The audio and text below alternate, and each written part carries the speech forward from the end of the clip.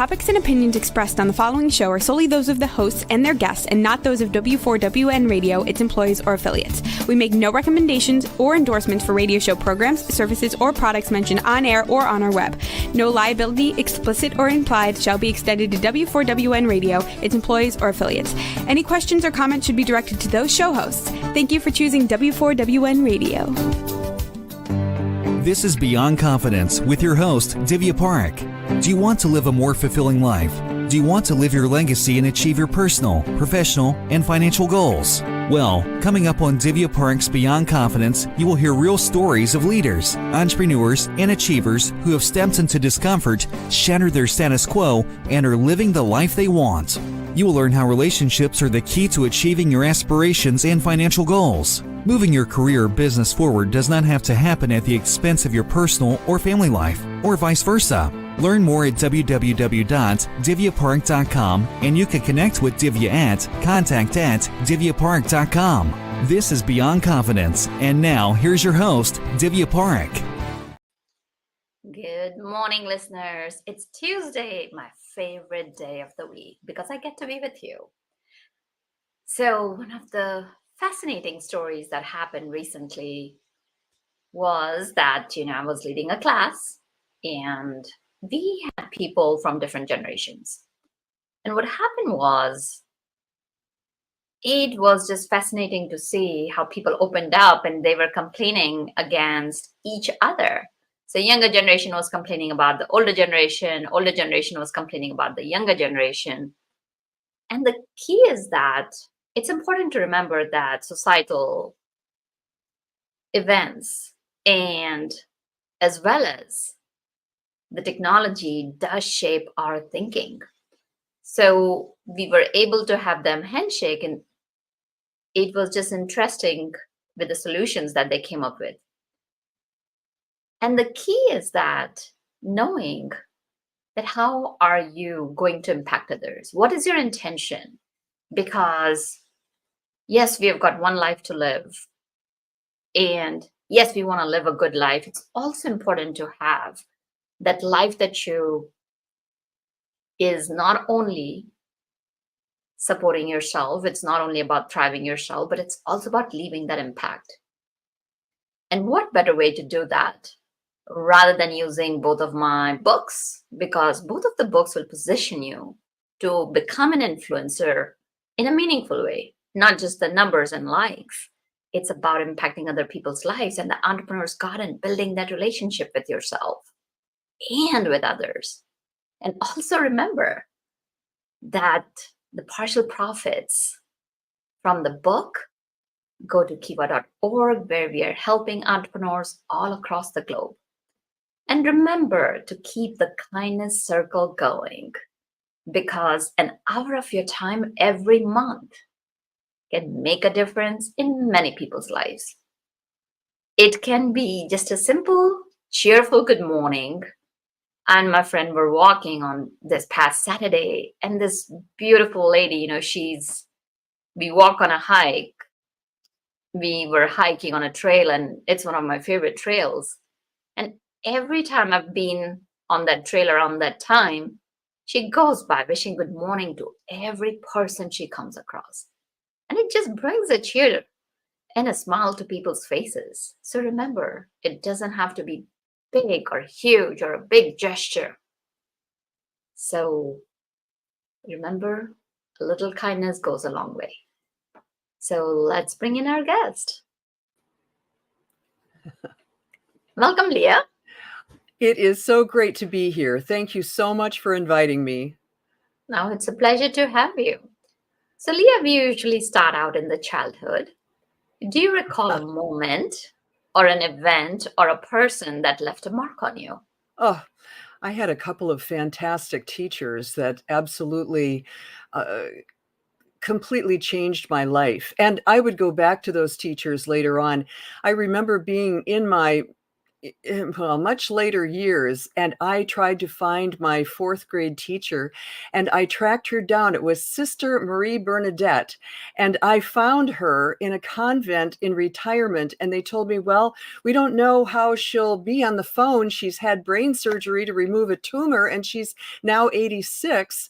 And she said, oh, she said, of course I remember you. And how is your mother, Marianne? And how are your sisters? And I thought, there's Whoa. no way. So I was amazed that she remembered me, but my memory of her is what had changed my life. And what I felt from her was love. I think that the most important quality any teacher can exude is love. Love, love, love, because that gives hope to these kids. They feel accepted. When you don't feel accepted, you are always in a state of defending yourself. And that is so uncomfortable. So yes, oh, I remember those teachers well. That was just fabulous. And I had an unusual childhood, and I'm not, I don't want to extend this question, but I did not walk until I was 7. So I had a rather extraordinary, not compared to other kids who had deformities or disabilities, but I had 2 club feet and I had muscles twisted around my leg. And so I could not participate in games, and I did not interact with kids my age. My mother took me everywhere in the neighborhood in a little red wagon. And thankfully, that most amazing thing happened, that I was able to begin walking. And then I felt so far behind everyone else. I didn't know how to play kick the can or baseball or softball or any of the things the kids knew how to do, and didn't know how to talk to the kids. And it was another growth process. But these teachers were kind. And I think that's what all kids need. Yeah. No, as you're talking, it definitely resonates with me, because I still remember to this day. We went through so many teachers, but the teachers that I remember, Sister Olivia, she was just an embodiment of kindness as you walked in the door. And I remember, it was during my kindergarten or first grade, I don't remember, when you are still like adjusting to the school and finding your way. And she would just embrace every little child and welcome them in. And we felt that we were surrounded in a cocoon of warmth and love. So I definitely get what you're saying. So if you're okay, I would like to kind of go back. You said that you couldn't walk, and that must have been so hard. So what changed that you could start walking? Well, I don't even talk about that because I don't want it to sound woo-woo, but all I will say is I was at a big picnic with my family and other families from the National Guard of this unit. And I always had an invisible friend. And I think that would have been, my mother told me never to tell anyone about that. And just in short, in a 3-hour period of time, my invisible friend coaxed me to come out from under the picnic table where I generally sat. And I crawled out and crawled over to see where kids were running a foot race. It probably was less than 3 hours, maybe about an hour and a half. But an hour and a half later, I ran a foot race, and not only ran it, I won it. And my mother was speechless. My father was speechless. It was showing me the power of all that we cannot see. And I call that quantum intelligence. I learned that at a very, very young age. I learned the incredible power. And just it was 3 days later, that was on a Saturday. So on a Monday, Tuesday, my mother took me to the same store where they had drawn my foot 3 weeks earlier. Every year before the school year started, they would draw my foot on a piece of brown paper, and my foot was generally looking more like a marshmallow than a foot. And they drew the new feet and cut them out with scissors and laid the new feet on top of the old feet. And I remember stepping back from this ottoman where all these four adults were staring down at what they were looking at, and nobody said a word. And I'm thinking, I can't tell them about my friend. I can't tell them how he told me what to do. And so I didn't. And I believe that was given to me to shape my entire life. And I haven't used it to perfect advantage my whole life, because the emotions cause us to forget what we know, and or to not use what we know, which is another factor. But it was the most important training I could have had. And coupling that with the fact that my family was, we had very little money. My father worked 3 jobs, and everybody thought he had money because he had a high position in our community, but he was making less than a school teacher. And we knew exactly what he was making, because that was shared in family conferences. And we were basically told not to grow too fast because we couldn't afford new clothes. So it was, being born into that made me learn how to create with my mind. And I felt very bad about asking for anything that I didn't absolutely have to need, that I didn't need it for survival. And I remember this, we're coming upon the Lent season, and I'm hoping that this will be seen year round, but I've had miracles occur then. And it sounds like you have a similar background. At Lent, you give up something. And we didn't have desserts to give up. All my friends were giving up desserts. And I thought, you have dessert? And so it was something else. And I got the message telling me, go to church after school for 20 to 30 minutes every single day. And that's what I did. And I learned during that time, and was guided during that time, how to use my mind to create what I wanted. But first, I had to get over having a sense of guilt for asking for something that was extraneous to mere survival, if that makes sense. And Yeah. I think it's not just me, it's so many women do not ask for what they are valued. They don't value themselves enough to ask for what they are worth. And so I'm convinced this first step of being able to ask, to form in your mind the goal you'd like to see happen, please do that first and make sure that you're not feeling guilty about it. Absolutely. And what a journey. And thank you for sharing that. Thank you for being open to sharing that moment from your life. And as you said, that you crawled out from underneath the table, and how powerful that can be. And I have heard stories after stories of miracles. And I Good. can guarantee each and every one of us have their own miracles, because so many times we forget what we have achieved, and if we reflect upon our lives, you think, was that me who did that? And we forget that we do have the support, whatever we want to call, the inner resource, nature, God, whatever speaks to you. It's important to do that. So as you continued growing up, where did your interest take you? Well, I knew I wanted to be a writer from the time I was 9 years old.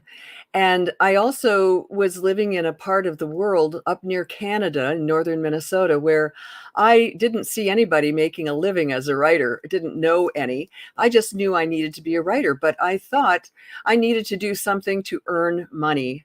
And so I got a law degree.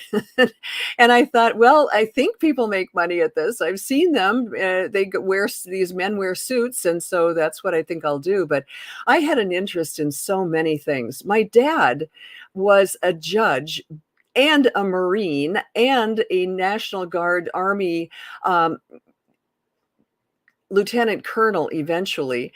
And he had no sons. And so the lucky thing for me is I was one of 4 daughters. And after I was able to be more mobile, my dad included me in what he would say to my other sisters. Hey, go pick up the sticks before I mow. Hey, we're going to get on the roof today and do some shingles. Oh, okay, Dad. And so I learned to do all kinds of things. I loved watching my dad build our house. And I was just very young at the time. I was 7 years old, but it was just a miracle. Then my dad continued on and he built a sailboat in our garage. and, Oh, and wow. learning to see people make something out of nothing. That's what I benefited from so much. And that's what I wanted to do, make something out of nothing. The other thing I absolutely loved was languages. And even when I was 9 years old, I was convinced that I was French. And I also was convinced that I was American Indian. And my mother had to correct me several times, but I said, no, I am. And I know that I'm Cherokee. And that's so. You don't know what was speaking to you or if it was an imagination. Sometimes it's important to allow children to just be. And there's so Oh, many different phases that they grow out of it. oh, So, oh, yes. yeah. My 17-year-old daughter, we celebrated her 10th year anniversary of her arriving in our home. And I came across some pictures of her sitting out on the deck. She was preparing herself to become a mermaid. She was 7. She was shaking salt on her legs. Oh, yes, we grow out of a lot of phases. She wanted to be a mermaid so badly, and I understand that. Absolutely. And as you mentioned, I can definitely see you learning what different things, like, as your dad was teaching, and I got to share Yeah. that. I didn't have that. My dad was not very handy. So first of all, thank you to your dad for his Yes. services to our country. And I really Yeah. appreciate that. Thank And you. yeah. And as you're talking about it, when parents pass on those skill sets, they're so critical. So my dad passed on different skill sets to me. And I see, like, in our neighborhood, we have a family with 2 girls and a boy. And the father is teaching them all the skill sets. And recently, when I met one of the girls, and she said, oh, yeah, you know what? I did this with my house and this project and changed to this in my car and all that. And it's so amazing to see that regardless whether you're a girl or a boy or a man or a woman, if you know how to fix things, it makes life so much easier.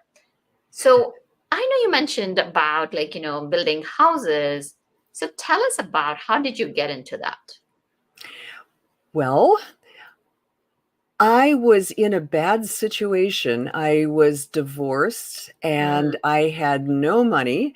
And I thought that I had landed in an incredible thing. I was living outside of Atlanta and I bought a house where I could assume the mortgage, which meant here I was, single woman. I could get this mortgage and just keep paying on it. And I thought, this is the best thing since sliced bread. Well, mm, 7 years later, I I knew what I saw and thought I understood, but I really didn't understand that this mortgage had an interest rate that went up and up and up and up and up.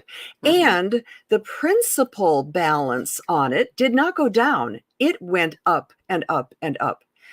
I was ready to sell my house, and then I realized that if I did, I had to pay somebody money to get out of it because I wasn't going to make any at all. And so it was just a terribly bad mortgage. Plus, by the time I had, at 7 years into it, I was paying 18.75%. 18.75% on Oh, this tiny mm, house. And it wasn't that I wasn't grateful. I was absolutely grateful. But I also realized that if I sold it, I needed to move somewhere. I needed to have something. And I did not have, I had nothing in the bank except for $4,000 after having sold a small motorhome I owned, a little tiny motorhome that took me around the US and Canada speaking at churches. And so I had been doing that for a long time, and I just decided it's time to sell this and then see what I can do with it. So I took my $4,000, and In the months prior to that, I had been guided to a place where I started looking for a piece of land on a lake. And lucky me, I found this piece of land. It really was the most extraordinary thing. I only had to pay $149 a month to have a piece of land at the edge of a lake. Wow.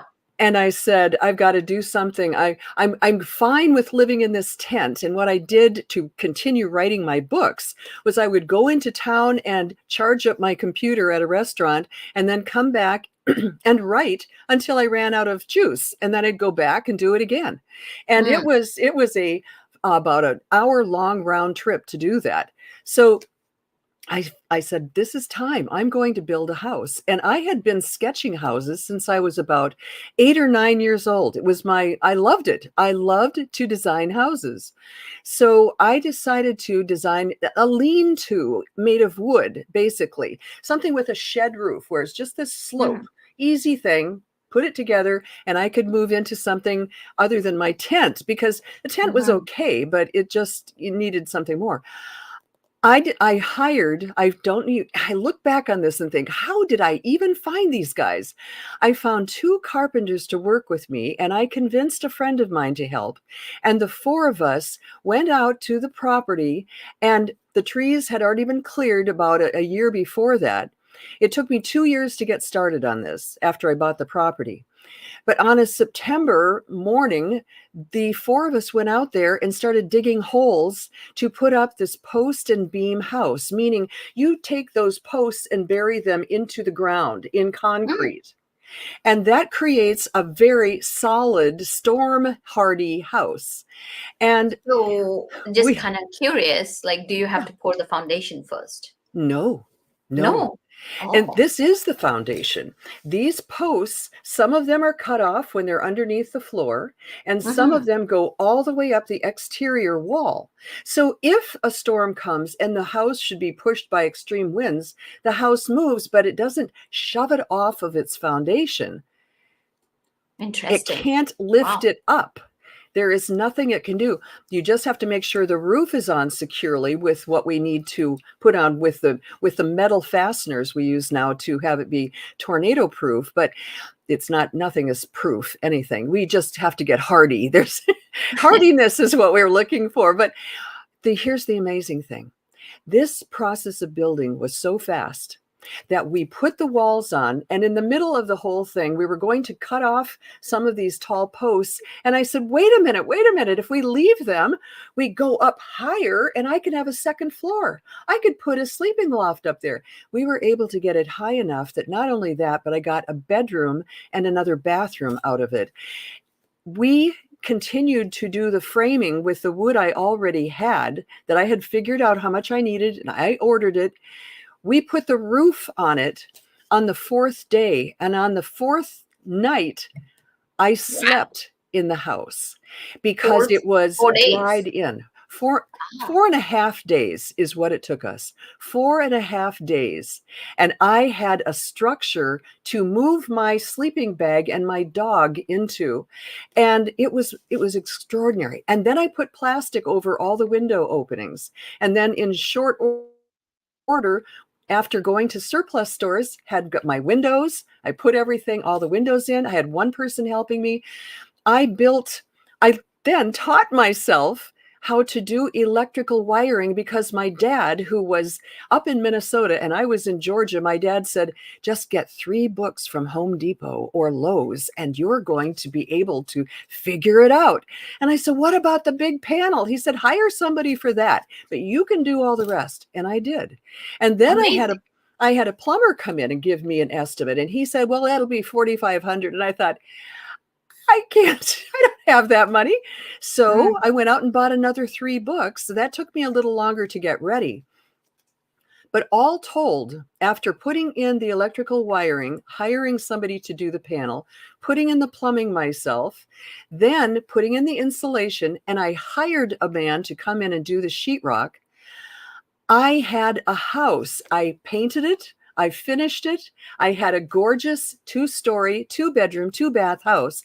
And when I went back and looked at how much time it had actually taken me to work on that house in between going out and speaking, which is what I did all the time, seminars and keynotes and all different kinds of things. I found out I'd only been working at it 25 days. So what I am saying, what I've decided to do is teach people, and especially women, teach people. And a group I'm focusing on also is women veterans, especially women veterans who have children, because that's amazing. they're You're having an a tough inspiration, time. Leah. That is so tell us, like, if there's a veteran or even if there's another woman, how can they go about, because you mentioned that people can build their houses like around 44,000, something like that. So tell us, like, in short, a quick process. Well, a place to go? Is that what you're asking? No, like, how would they build a house in around like $44,000? Well, part of it is I train people to do that. I have an online course, and you can just do the quick course and see if this is for you or not. And then if you say I want to do this, you can become part of a group coaching at a distance. And if you really are ready, you come here where I'm building, and you're part of a workshop that lasts for 4 days, and we show you hands-on how to do this. So that is the best way. Learn from someone. Don't do what I did. It took me so much time in between to teach myself. But if that's all you can do, do that. Do whatever you have at your disposal. Just take advantage of your mobility and your determination. Do it. Because when you have a house that you have paid less than $50,000 for, you will find out that it appraises for at least 3 times what you have in it. And suddenly your net worth has mushroomed. And if you want to borrow against that, you can. But what I would highly advocate is that people start building their wealth that way. Stay in that house for 2 years, sell it, and move on, because the tax laws say when you sell a house and you make less than $250,000, you get to keep it all with no tax. So if somebody had told me about this, I wish they had, I would have moved every 2 years and continued to increase my wealth until I finally reached a point where I said, I'm going to stay here. I love this. I don't want to leave. But get started, get a foothold, start somewhere. That is excellent. And you did talk about, building your own house. So definitely you want to get a piece of land. So what's a good way of going about that? It's one of my favorite things. There's land all over the United States that's available for a very low cost. Some of them are not in the most perfect of areas, but what I would say to look for, and you can find this in a reasonable way, a community that has a community well, first of all, so that water is already piped past your lot. So all you have to do is tap into that. And so at the same time, they have electricity there. All you have to do is tap into the electricity.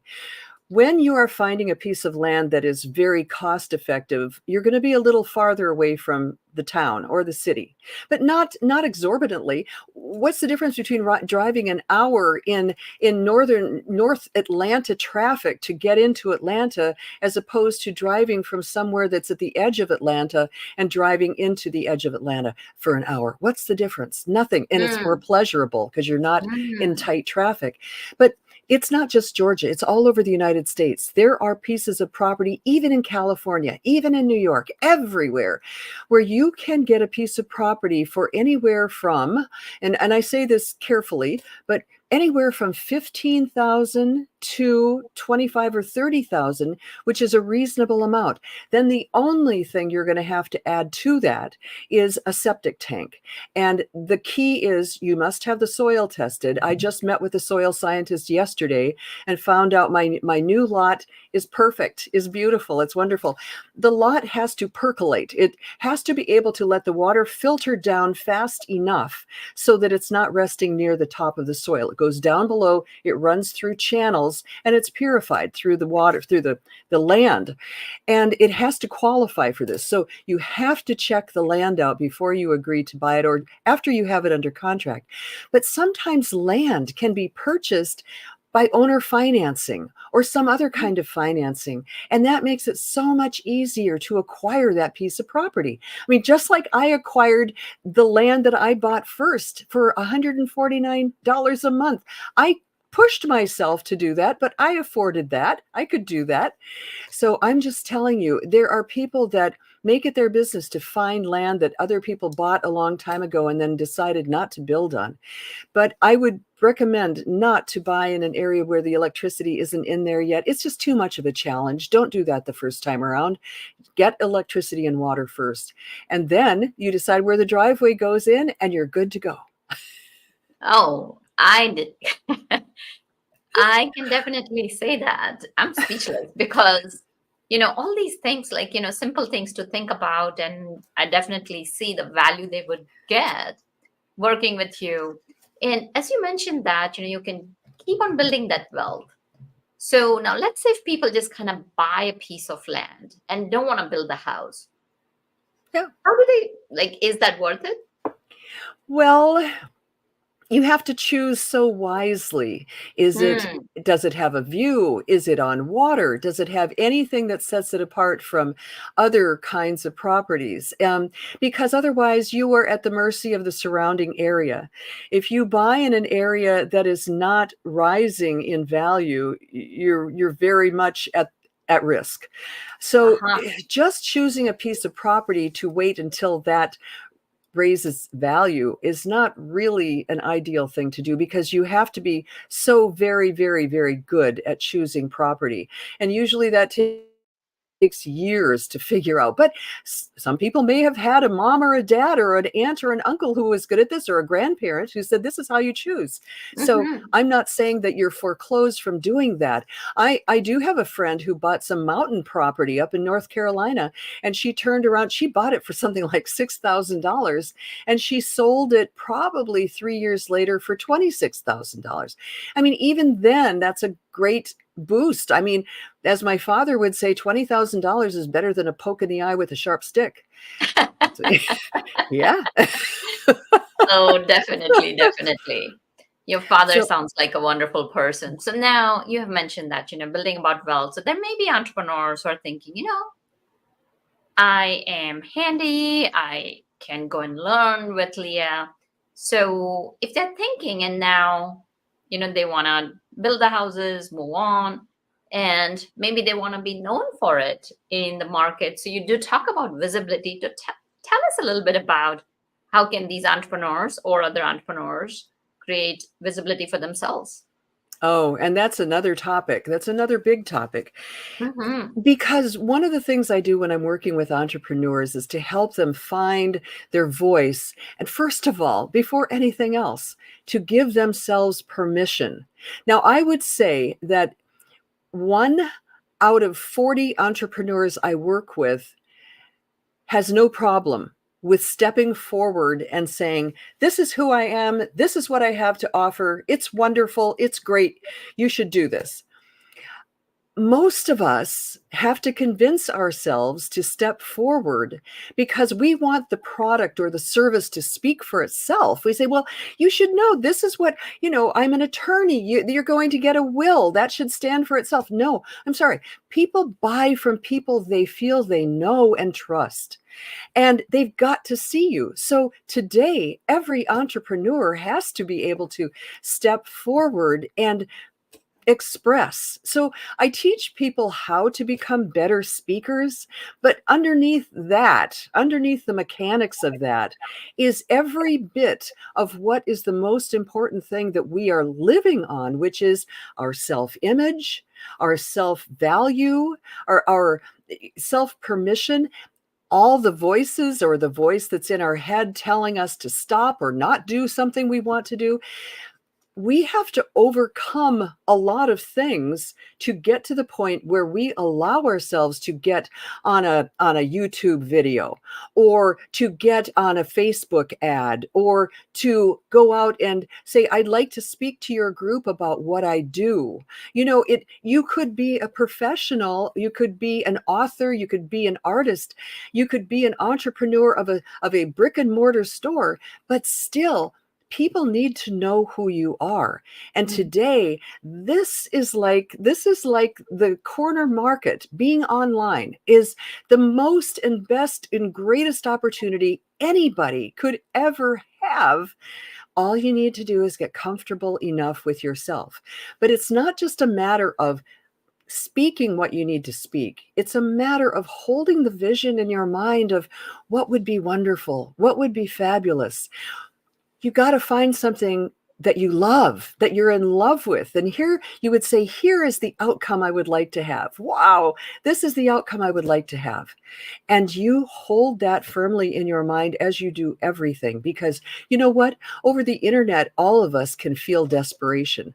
All of us can feel anger. All of us can feel a sense of irritation.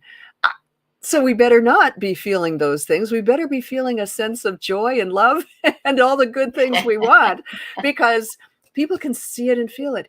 And, you know, Divya, something else I really didn't say is my mom died when I was in my 20s. And my Oh, I'm mom, so sorry to hear that.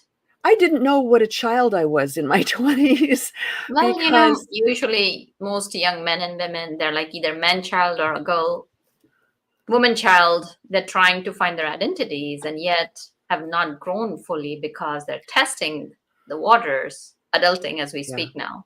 Oh, Sorry absolutely. to And hear that. I was on my own. I went to Mhm. college and I applied to colleges without my parents even knowing that I was applying to colleges. I didn't want them to have any financial burden or have any concern about it. I protected them from that whole process. So I was grown. I was mature. I knew what I was doing. I had traveled. I was writing. I was doing a lot of things and going to graduate school when after before she even passed away. But when she passed away, I realized that I was still having long episodes of depression. I was the kind of person, and had been since I was 13 years old, that I would get hit with these uncontrollable, I thought uncontrollable, bouts of feeling paralyzed, immobilized, and I could not function. And after she passed away, I just looked in the mirror and said, Liah, if you don't figure out how to be happy now, you may not have all the years you think you're going to have to learn how. You better start getting it right this minute. The biggest change of my life happened when I finally got a grip on my own brain, on my own thoughts, on my own focus, and was able to direct myself toward what I wanted instead of toward what was bringing me down. And everybody needs to start there. Every pathway begins with getting yourself into a great foundation, the firmest foundation ever, a mindset that is storm hardy, because life is going to hit you. It doesn't matter you're going to have a flat tire. It's just life. Things happen and nobody's out to get you. It's just that we have to learn resilience, bouncing back, quickly coming back, being able to talk to ourselves like the best parent in the world or the best coach in the world, and talking to ourselves like, hey, is that helpful? If you talk like that, is that helping you get your energy back? Really?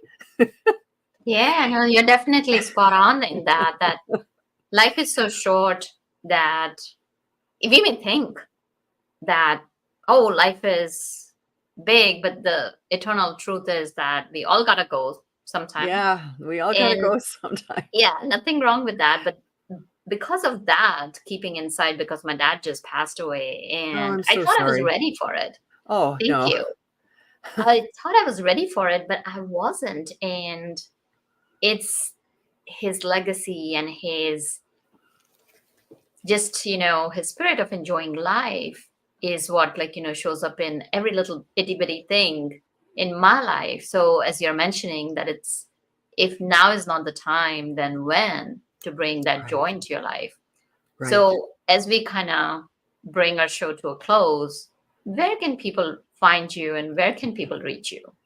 Well, one of the places it's a program that I developed for getting yourself out of a rut and reminding yourself. It's at happytuneup.com. Happy tune-up. Everybody knows how to be happy when everything's going great.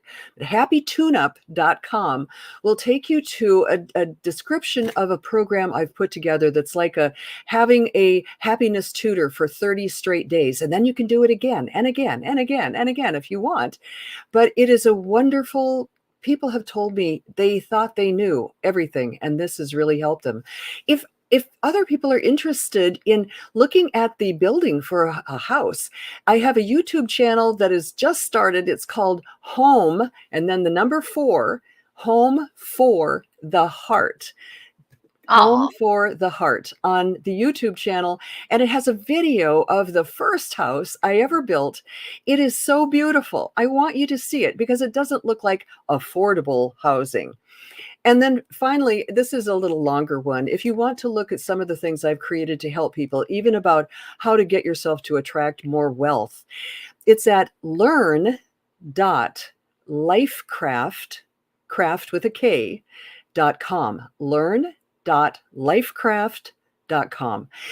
And you can see what I've been up to, as I want to share all of this before I leave the plane. And I have managed to, the great thing about having stubbed my toe in so many ways and had held myself up in so many ways is that I've learned. And if I hadn't had all those blockades, I wouldn't have learned. And so then, because I've learned, I want to share it. Because I can see so clearly now why I had such difficulties early on making money and opening the way. I know what it takes now, and I still work on myself. But thank you, God, that I don't have to work on myself every minute of every day. It is more like roller skates, and then sometimes hit a door, but but it's easier and easier and easier. Yeah, that's beautiful.